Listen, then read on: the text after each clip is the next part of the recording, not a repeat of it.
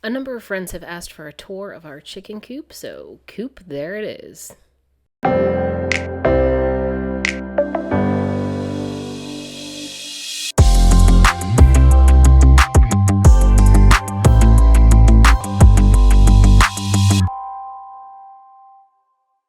So this time around, I decided instead of spending hours on SketchUp and coming up with my own thing, I actually saw a chicken coop that I fell in love with a while back ago on the internet.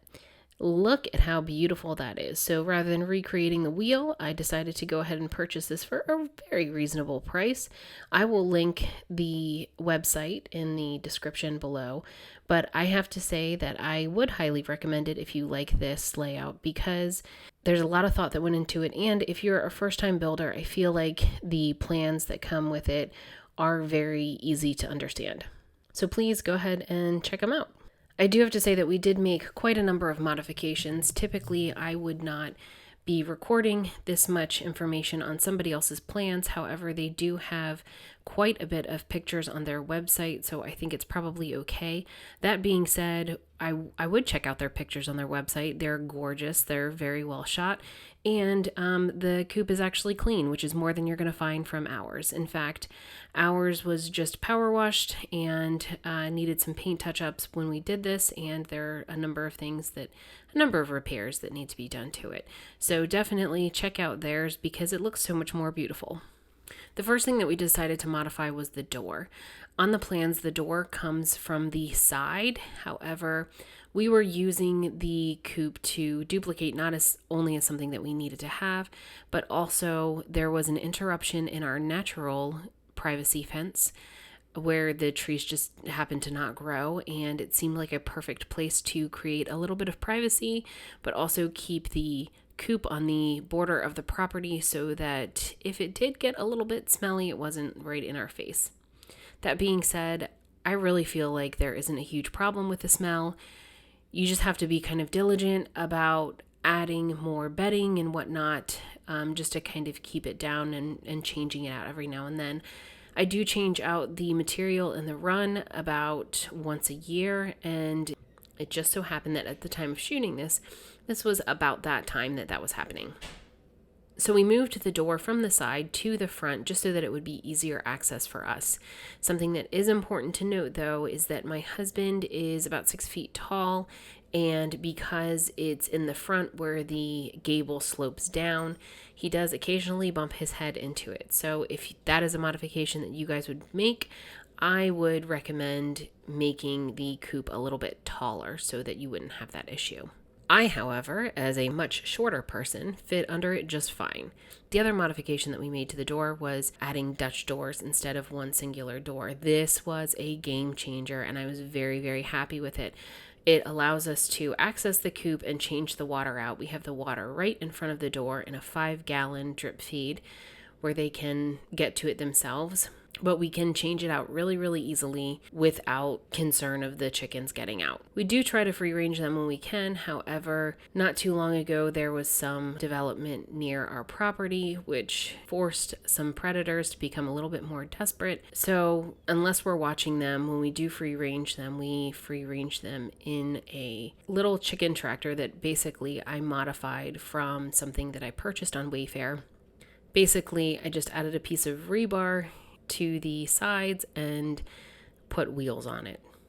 In stark contrast to what the description says, I would say that our 6 chickens fit quite comfortably in it, and I would not put any more than that in this little travel chicken tractor. Even then, I move it around quite a bit every couple of hours so that they have something new to check out.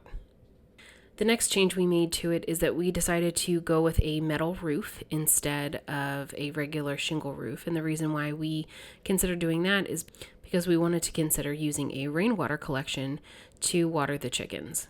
More on that if that ever happens. Right now, we are just going with the 5-gallon bucket. Because of the texture on the roof, we did not add the cupola. However, I would not be shocked if that happened in the future because that is my favorite part of it. It serves no actual purpose. It's just decorative, but gosh, isn't it beautiful? The next modification that we made, which is probably my favorite, was adding a clean out door. So instead of having the doors to the hen house go all the way to the bottom, we have a little latch at the bottom where we can create a deep bedding system where we just keep on adding bedding and adding bedding. And then that way, whenever we want to get into the hen house, we can just open these doors and the bedding won't fall out all over the place. I would totally recommend this. The last modification that we made was we made the storage unit on the side deeper, and we did that for a couple of reasons. First of all, it houses these metal cans that help us to keep extra bedding and feed inside of it, and then that way we don't get critters into those two things. But we also have a continuous feed here that connects into the run. And it's only about a extra couple of, I want to say like 3 or 4 inches, but it really did make a difference. That does eat out of a little bit of the top portion of the run. But like I said, it's just like 3 or 4 inches. So not a big deal. That also makes the nesting boxes just a little bit deeper. This ends up being very helpful if you have a bigger breed of bird. Lastly, the very top of the hen house called for a solid piece of wood. However, I saw it as an opportunity to create a little bit of cross ventilation between the vents in the front of the hen house and along the side here. So I created this window where basically I just carved this out of wood. I created a little chicken chapel design there, and on the inside there are 2 hinged pieces of plexiglass that I can pull a string on and open these little windows, or I can push them closed during the winter so that the birds aren't getting too much wind on them. I also read somewhere that it helps with pecking order if you keep the roosting bars at the same level. So rather than putting in 2 separate ones, I used an old piece of flooring to create a sort of drop-in roosting bar that I could pull out if I needed to. If I needed to hop in there myself, I wouldn't be trying to navigate around all of these bars smacking me in the head. Eventually, I used some papers that we had laying around to create a little bit of a patio, and this was awesome because even when it snows, the patio warms up faster, so it does actually tend to melt the snow faster as well. It also makes it just a little bit easier to get to things.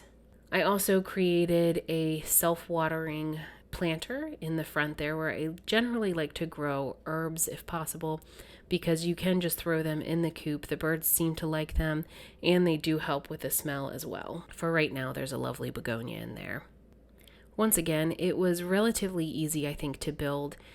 It wasn't particularly cheap, and it definitely wasn't as easy as purchasing something that's prefabricated, but I think it's gorgeous, and the girls seem to love it too.